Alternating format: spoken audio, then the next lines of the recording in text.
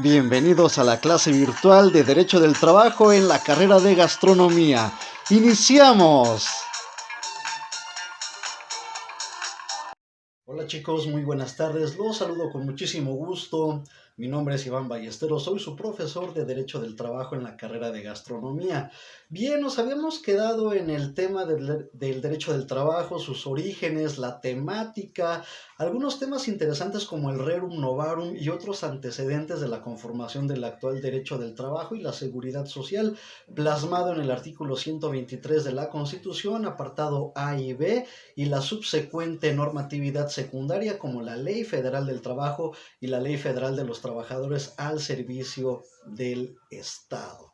Bien chicos, a pesar de que estamos en tiempos de crisis, en días aciagos, en emergencia en Tula de Allende Hidalgo, también es cierto que no podemos quedarnos con los brazos cruzados sin hacer nada. Es por eso que les traigo estos videos con información relevante para que no pierdan la esencia del derecho del trabajo y no regresemos tan perdidos a las clases subsecuentes cuando decreten la normalización de las sesiones por las plataformas digitales como Zoom, Meet, Discord, Kahoot, etc.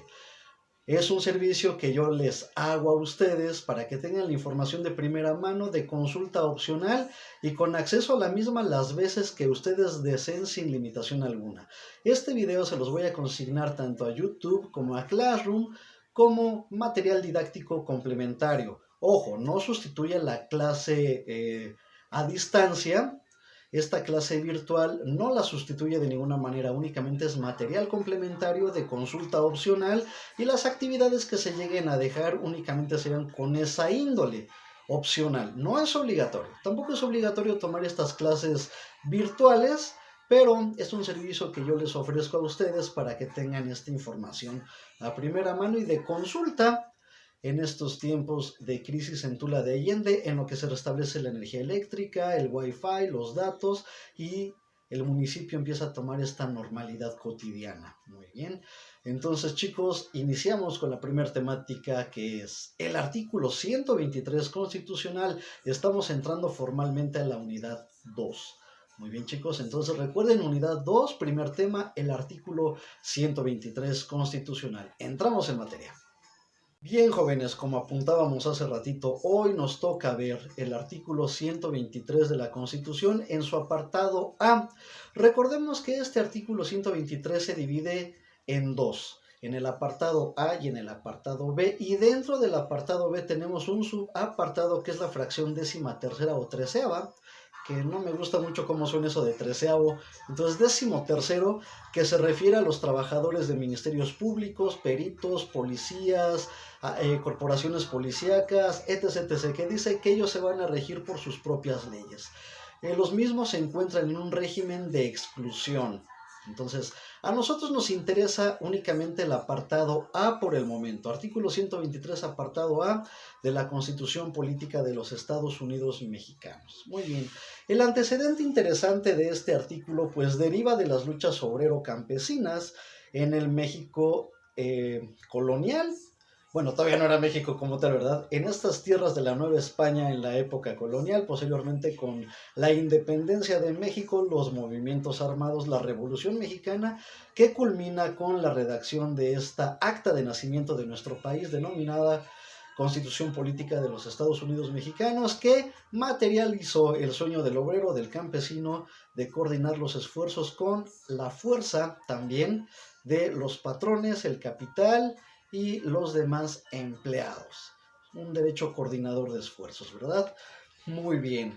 Este artículo 123 nace precisamente aquel 5 de febrero de 1917. La hora no se las digo porque ya es mucho detalle. Basta decir que el constituyente de Querétaro, en aquel día histórico para nuestra nación, materializó el anhelo obrero de protección, para que no quedara a la deriva, que se le respetaran sus prestaciones, su jornada laboral, tutelar a los menores trabajadores, a las mujeres que estaban laborando en empresas o industrias peligrosas, la protección al salario mínimo, la remuneración proporcional, las vacaciones, todas las prestaciones que encontramos en el artículo 123 apartado A, también con las prestaciones de seguridad social, ese día encontró su nacimiento formal. Tenemos algunas disposiciones anteriores, por ejemplo, las de Vicente Villada, en Veracruz también se habían dado algunas disposiciones, en Coahuila también en materia del trabajo se estaba legislando en ese sentido. Es hasta que aquella fecha del 5 de febrero de 1917 todo esto toma forma en este artículo supremo que tutela a los trabajadores, protege también a los patrones, la fuerza de producción, los medios de subsistencia en el apartado de seguridad y previsión social y todo lo que tiene que ver con la fuerza de trabajo y el mundo laboral. Muy bien, chicos. Con estos antecedentes partimos para comprender mejor la conformación de este artículo 123 constitucional, promulgado, les comento, aquel 5 de febrero de 1917. Por eso aquel día llamado Día de la Constitución es de descanso obligatorio, ¿no? ¿Por qué? Porque ahí salió nuestra acta de nacimiento como país. Nuestra constitución política es nuestra acta de nacimiento. Para tal efecto nos vamos a apoyar con un libro de Baltasar Cavazos Flores, que aquí lo tengo, cuyo título es El derecho del trabajo en la teoría, puntos suspensivos y en la práctica. Este cuate Baltasar Cavazos Flores fue muy docto, fue muy ducho en lo que él hacía y nos regaló estas obras de disposiciones legales en materia del trabajo. Tenemos autores también muy reconocidos e importantes como Mario de la Cueva, Néstor de Buen, que ya fallecieron, Octavio Loizaga de la Cueva, que sigue vivito, Baltasar Cavazos Flores pues ya lamentablemente murió el 8 de abril del 2008, si no mal recuerdo, pero nos dejó su legado. Y este legado es muy importante conocerlo porque esto es práctico, ¿eh? Los demás autores lo toman de una manera filosófica, teórica. Ellos en su mundo imaginario dicen que el derecho del trabajo sería ideal bajo las condiciones que ellos ponen en sus libros. Este libro en especial no. Aquí nos habla de la práctica real, de la praxis en el mundo del trabajo. Disposiciones legales, prohibiciones, restricciones, todo lo que implica este desarrollo entre trabajadores y patrones en el ámbito laboral. Aquí vamos a encontrar cuestiones prácticas, no teoría. Aquí nos vamos a la práctica. Y les voy a leer un capítulo. No nos vamos a tardar mucho, esto es muy ameno, la lectura es digerible, es muy interesante. Entonces iniciamos con Derecho del Trabajo en la teoría y en la práctica de Baltasar Cavazos Flores, con este apartado que tiene que ver con el artículo 123 constitucional. Dice así: la historia del derecho del trabajo en México la encontramos fielmente reflejada en el artículo 123 de nuestra Carta Magna de 1917. En dicho precepto se recogieron los ideales, aspiraciones y necesidades de la clase laborante que con anterioridad a 1917 habían sido la preocupación fundamental de un pueblo que buscaba su consolidación constitucional basada en un sistema de legalidad. Como no es posible extenderse detalladamente en el estudio de la evolución del derecho del trabajo mexicano, a través de las distintas legislaciones que más tarde iban a culminar en el 123 constitucional, apuntaremos solamente que, durante la colonia, las llamadas leyes de Indias constituyeron el punto de partida de nuestra legislación laboral, al establecerse disposiciones relativas al salario mínimo, a la jornada de trabajo, a la prohibición de las tiendas de raya, etcétera, etcétera. Lo que nos comenta aquí Baltasar Cavazos Flores es importantísimo. Los españoles, con ya la Nueva España, que posteriormente fue nuestro país México, recogieron esta necesidad de los indios, de los criollos y de las personas que trabajaban, que también necesitaban esta protección legal para evitar abusos, que no los trataran como esclavos. Ya había tenido impacto prácticamente el Rerum Novarum de la Iglesia Católica, la encíclica de León XIII. Entonces la Nueva España, bajo las órdenes de los reyes españoles, se estaban rigiendo por las leyes de Indias. Esas disposiciones y bulas o documentos papales que buscaban proteger a los habitantes de la Nueva España, de la nueva corona española. Entonces aquí encontramos disposiciones interesantes, como lo apuntábamos ahorita: protección al salario mínimo, la jornada laboral, la prohibición de las tiendas de raya, y se empieza a encauzar un derecho humano en materia del trabajo.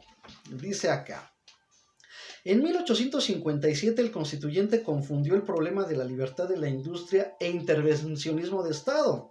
y por evitar la intromisión estatal en las industrias o empresas particulares se frenó la constitucionalización del derecho laboral.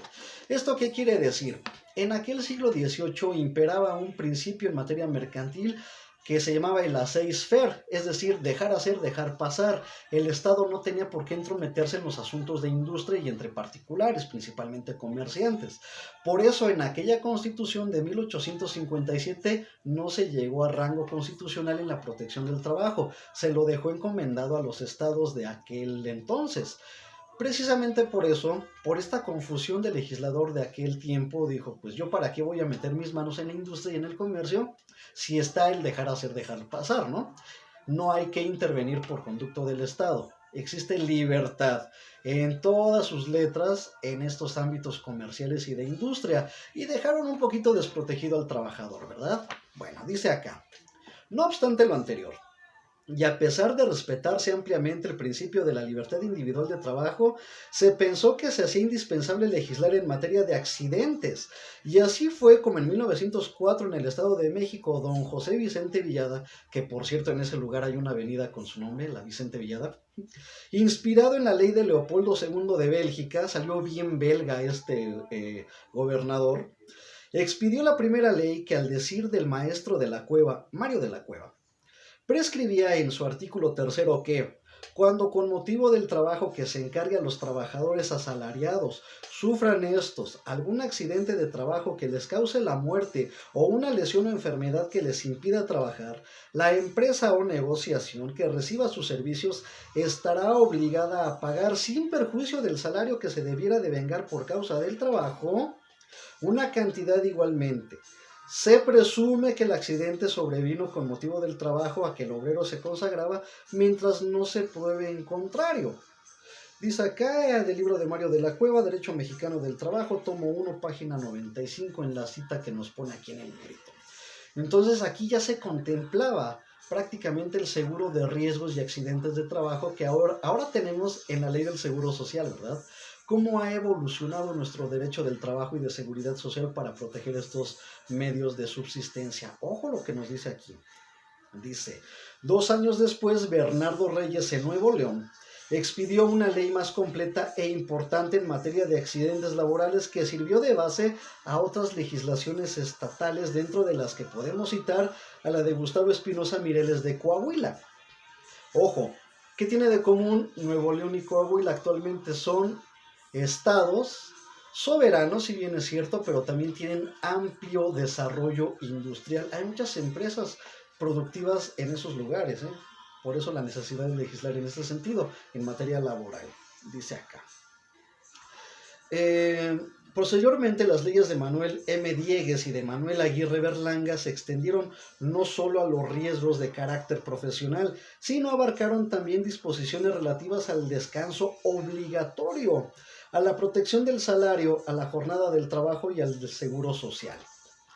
Por fin, en 1914, Cándido Aguilar en Veracruz expidió una ley que inclusive fue atacada por las importantes innovaciones que contenían y por la cual se garantizaba de manera más efectiva un mínimo de derechos a la clase trabajadora.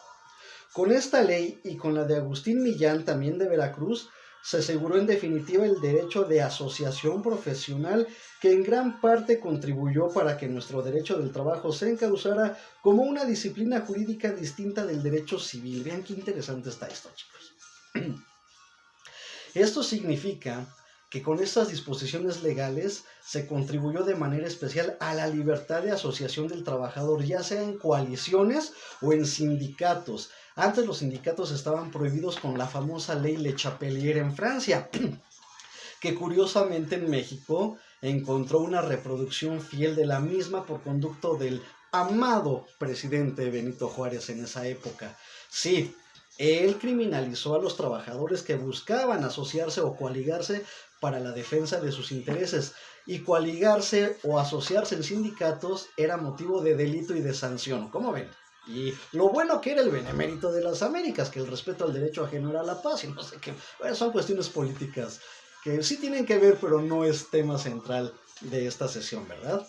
Entonces, ojo chicos, aquí se respetó el derecho de asociación muy sagrado en países productivos. Irónicamente en China, donde gobierna el Partido del Trabajo, el Partido Comunista, que supuestamente está conformado por trabajadores, no tienen derecho a la huelga ni de coaligarse. E irónicamente en países capitalistas o con economías mixtas, sí tienen este derecho de huelga consagrado. Ironías, ironías del derecho. Bien, dice acá. Más tarde, en 1915, el licenciado Rafael Subarán Capmany formuló un proyecto de ley sobre contrato de trabajo y en el mismo año en Yucatán, el general Alvarado promulgó una ley de trabajo por la que creaba el Consejo de Conciliación y el Tribunal de Arbitraje. Actualmente ya no tenemos a las juntas de conciliación y arbitraje en materia federal en el estado de Hidalgo. Las locales sí siguen funcionando, pero en materia federal, recuerden que con la reforma del 1 de mayo del 2019 se instituyeron los que ahora operan como tribunales laborales federales de conflictos individuales, es decir, se federalizó esta actividad para que ya no sean las juntas de conciliación, sino ya un tribunal profesional, y digo profesional entre comillas, porque tengo unos asuntos allá y válgame Dios, las burradas que cometen los jueces federales. Pero bueno, aquí tenemos el antecedente de las juntas federales y locales de conciliación, así como del Tribunal Federal de Conciliación y Arbitraje para los empleados del gobierno, y que actualmente con esta reforma ya son tribunales laborales federales, ¿verdad? Y en materia del apartado B todavía sigue funcionando el Tribunal Federal de Conciliación y Arbitraje. Aquí tenemos los antecedentes de estos órganos jurisdiccionales que resuelven los conflictos obrero-patronales trabajadores de base y los titulares de las dependencias públicas en el apartado B. Ojo, con la ley de Yucatán se logró dar al derecho del trabajo una finalidad positiva, la de elevar el nivel de vida de la clase trabajadora en lugar del aspecto negativo que hasta entonces contemplaba, la de evitar la explotación del hombre por el hombre. Pausa aquí. Recordemos que esta teoría de la explotación del hombre por el hombre la formuló Karl Marx en el manifiesto del Partido Comunista y su socialismo utópico que toma de Tomás Moro y de Tomás Campanella y lo quiere llevar al plano científico, el socialismo científico de Karl Marx, que dice el hombre explota al hombre y se beneficia de su trabajo, ¿verdad? Dice acá. Con la legislación del general Alvarado se logró también en gran parte la transformación de nuestro sistema económico, ya que a la ley del trabajo se le unieron las leyes agrarias, de hacienda, de catastro y del municipio libre, en un cuerpo general que le llamaron las 5 hermanas. ¿Por qué? Porque estaba el derecho al trabajo, materia agraria, el de municipio libre, el de hacienda, el de catastro. Dice, de acuerdo con el pensamiento del maestro de Mario de la Cueva, la legislación del trabajo del general Alvarado constituyó el intento más serio y completo de reforma integral del Estado mexicano que sirvió de antecedente directo a los constituyentes de 1917, la que está vigente a la fecha, ¿eh?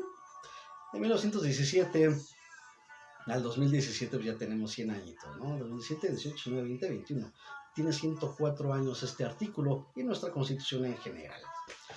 Por lo que respecta a la redacción del artículo 123 constitucional, nos dice don Antonio Díaz Soto y Gama, se debe en gran parte al señor licenciado José Natividad Macías, que contribuyó con las más valiosas aportaciones, así como el ingeniero Pastor Wykes, que tomó sobre sí, junto con el licenciado Macías y el diputado Rafael N. de los Ríos, que por cierto era del PRI, la pesada tarea de condensar las proposiciones presentadas en cada junta y de redactarlas en debida forma. En esta labor coadyuvó también el licenciado José Ignacio Lugo en su carácter de jefe de la Dirección del Trabajo de la Secretaría de Fomento, que hoy es la Secretaría del Trabajo y Previsión Social. Ojo, las disposiciones presentadas al constituyente para que fueran tomadas en consideración en la reglamentación de los principios fundamentales del derecho laboral se encontraban basadas en el derecho y el deseo de reivindicar la dignidad de la persona humana mediante el establecimiento de justas condiciones de trabajo. Así podemos apreciar que textualmente se dice, reconocer pues el derecho de igualdad entre el que dé y el que recibe. Y estamos hablando de relaciones de trabajo, es una necesidad de la justicia y se impone no solo al aseguramiento de las condiciones humanas del trabajo, como las de salubridad, locales, preservación moral, descanso hebdomadario significa semanal, Salario justo y garantías para los riesgos que amenacen al obrero en el ejercicio de su empleo, sino fomentar también la organización de establecimientos de beneficencia e instituciones de previsión social para asistir a los enfermos, ayudar a los inválidos, socorrer a los ancianos, proteger a los niños abandonados y auxiliar a ese gran ejército de reserva de trabajadores parados involuntariamente, que constituyen un peligro inminente para la tranquilidad pública. Ellos creían que el desempleado se iba a convertir en delincuente. Y pues muchas veces no es así, ¿verdad? Estos antecedentes hoy lo podemos apreciar en el llamado Instituto Mexicano del Seguro Social.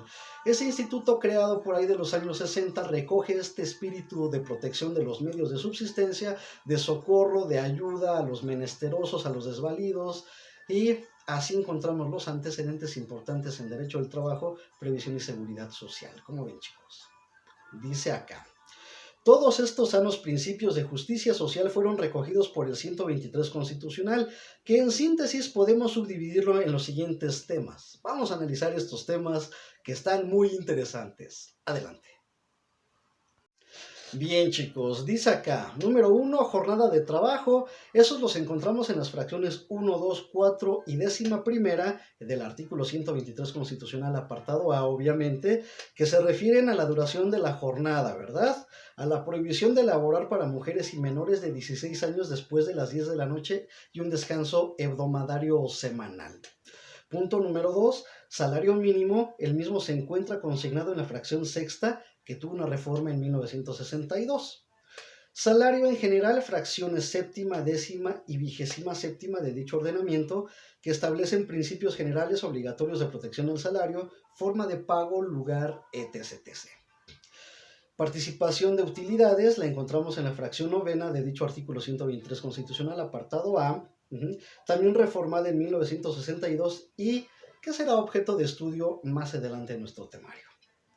Dice acá, protección a las mujeres y menores de edad en las fracciones segunda, tercera, quinta y séptima.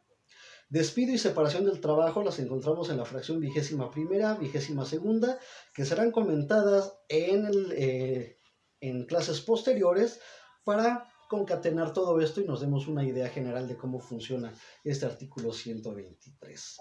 Asociación profesional, que implica la coaligación o la agrupación de trabajadores para defender sus intereses por conducto de los sindicatos o las coaliciones del trabajo, ¿verdad? Dice acá, huelga y paro están en las fracciones 17ª y 18ª, 19ª también. El paro ya no se encuentra reglamentado en la nueva Ley Federal del Trabajo. Esto por una situación interesante. El paro es una facultad del patrón precisamente de paralizar las actividades en la industria por sobreproducción o porque escasea la materia prima. Solamente por esas causales puede solicitar el patrón el paro ante el Tribunal Laboral Federal o la Junta de Conciliación y Arbitraje en Funciones. La huelga sí es una facultad conferida a los trabajadores, sindicatos y estas coaliciones para defensa de los intereses del obrero.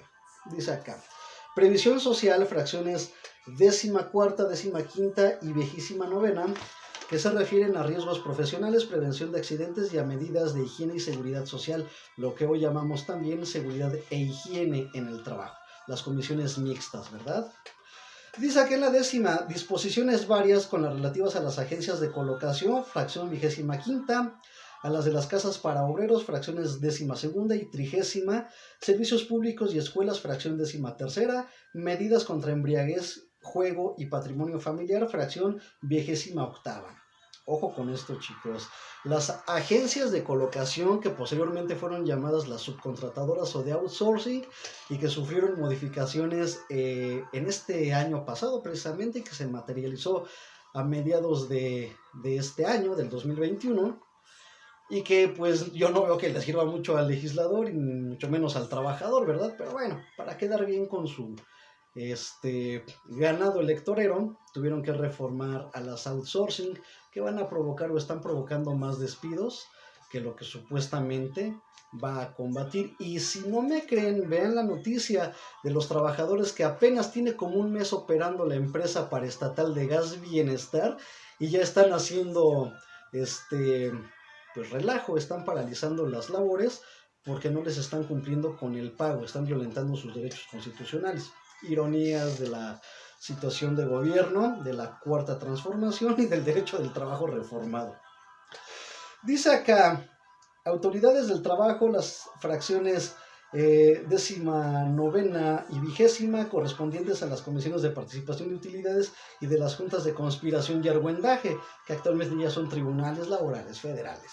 Ok.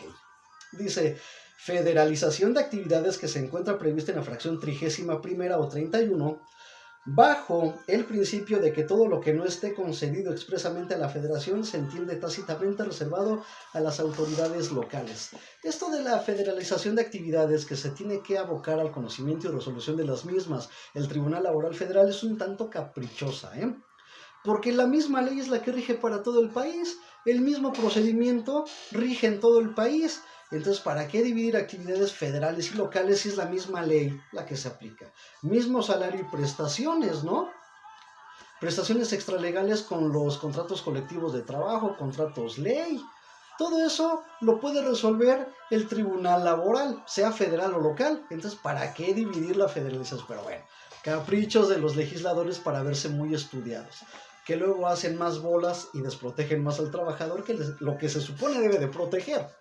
Ironías del derecho, como más adelante vamos a ver. Pero bueno, aquí estamos viendo las fracciones que se componen, el artículo 123 y su contenido. Ojo del apartado A. Dice acá, en esta clasificación es un tanto caprichosa y encontramos agrupadas las principales fracciones del artículo 123 constitucional en su apartado A, que constituyen la jerarquía más alta de nuestras leyes del trabajo, atento al principio enunciado por el maestro Salvador Azuela de que sobre la Constitución nada, sobre la Constitución nadie. Nadie, refiriéndose a las personas obviamente, nada refiriéndose a las cosas también. En el mes de diciembre de 1971, el señor presidente de la República, licenciado Luis Echeverría Álvarez, solicitó se reformara la fracción 12ª de este precepto relativa a las casas habitaciones que debían proporcionarse a los obreros. Y tenemos ahí el antecedente del del Infonavit, ¿verdad? Tal solicitud se debió a que se estimó era inoperante las reglamentaciones de que la misma se había hecho en nuestra legislación laboral de 1968. Ahí vamos a un dato interesante, Las razones expuestas por el señor presidente Echeverría las encontramos perfectamente fundadas en la iniciativa de reforma que publicamos en el capítulo 14 de este mismo libro, en donde abordaremos con toda amplitud este tema, según nos informa Baltasar Cavazos Flores, en las palabras que dejó plasmada en este libro. El tema interesante que les iba a comentar, chicos, es que cuando se reforma la ley, aquel 1 de mayo de 1970, cuando estaba Díaz Ordaz en la presidencia, se le llamó a la Ley Federal del Trabajo la Ley Díaz Ordaz. Así se llamó a esta legislación en materia del trabajo, que es la ley secundaria del artículo 123 constitucional. Entonces, cuando escuchan hablar de la Ley Díaz Ordaz, no es la matanza de Tlatelolco, como se reconoce a este personaje tristemente célebre, sino por la reforma de la Ley Federal del Trabajo de 1930 a 1970, que el 1 de mayo de aquel año, y se llamó la Ley Díaz Ordaz, la Ley Federal del Trabajo, que prácticamente tenemos vigente a la fecha, chicos. Nosotros leemos la Ley Federal del Trabajo del 2019, de la reforma de 1 de mayo de aquel año, y es exactamente lo mismo lo que dice la Ley Federal del Trabajo de 1970. No se ha reformado de fondo, En materia procesal sí hay reformas, se eliminan las juntas de conciliación, se instituyen los tribunales laborales federales y locales, todo lo que implica esta labor de función jurisdiccional en materia del trabajo. Pero las prestaciones son las mismas, Tenemos salario mínimo, salario profesional, salario máximo, tenemos normas protectoras al salario, días de descanso obligatorios, vacaciones, 6 días al primer año y van a subir 2 días subsecuentemente. Todas las prestaciones que tenemos aquí ya estaban desde 1970. Entonces fue una reforma incompleta, considero yo, porque la ley Díaz Ordaz sigue operando hasta nuestros días. Sigue el mismo capítulo de prestaciones, derechos de los trabajadores, obligaciones de los trabajadores, derechos de los patrones, obligaciones de los patrones, prohibiciones de los patrones, prohibiciones de los trabajadores, perdón, Todo eso está desde el espíritu de la Ley Federal del Trabajo desde 1 de mayo de 1970. Como ven, chicos, datos interesantes que vemos en nuestra materia. En consecuencia, hay que estudiar el artículo 123 constitucional en sus apartados que mencionamos aquí. Denles una leída. Eso es una labor opcional. No es obligatoria, pero yo les sugiero que lean el artículo 123 constitucional, apartado apartado A, en estas fracciones que acabamos de analizar, para que lleguen al convencimiento que sigue vigente. Desde 1917, esta disposición legal, artículo 123, apartado A, de la Constitución Política de los Estados Unidos Mexicanos, sigue vigente. No ha sufrido reforma de fondo. Existió una reforma, creo que el año pasado, pero fue en el apartado B, fracción 13ª, para otorgarles prestaciones de seguridad social superiores a las de la ley a los trabajadores que hicimos mención, a los ministerios públicos, a los peritos, a los de las corporaciones policíacas y todo aquel trabajador que encuadre en este supuesto del apartado B, fracción 13ª. Pero del apartado A, las relaciones entre trabajadores y patrones o la relación obrero-patronal no ha sufrido reformas de fondo, ni con el outsourcing. Las subcontratadoras siguen desde aquel año y no se eliminaron, únicamente se regularon y le dieron el carácter de especialización.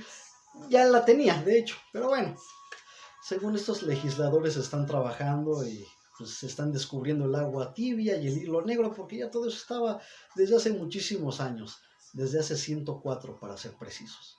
Bien, chicos, vámonos al video resumen de esta sesión para que tengan la información a su alcance. Vámonos al video resumen.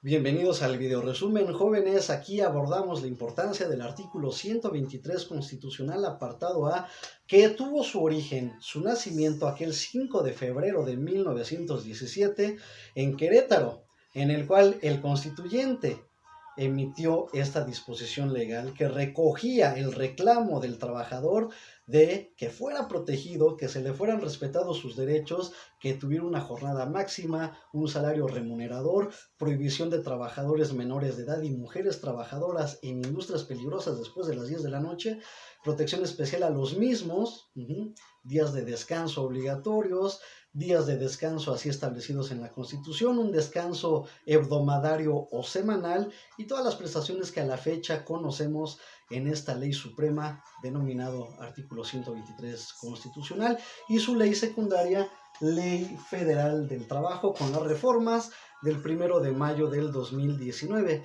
que es la ley Díaz Ordaz, como comentábamos en nuestra sesión virtual, aquella reforma del 1 de mayo de 1970. Díaz Ordaz, en estas facultades, reforma la Ley Federal del Trabajo y se le denomina la ley Díaz Ordaz, vigente prácticamente hasta nuestros días. Como dijimos, ley secundaria del apartado 123, el apartado A del artículo 123 constitucional, que recoge este espíritu de protección a los trabajadores obreros y también a los trabajadores del campo o campesinos, mismos que estuvieron desprotegidos durante mucho tiempo. Que existieron algunas leyes, algunos antecedentes de este artículo 123 que buscaba proteger a la fuerza obrera, sí.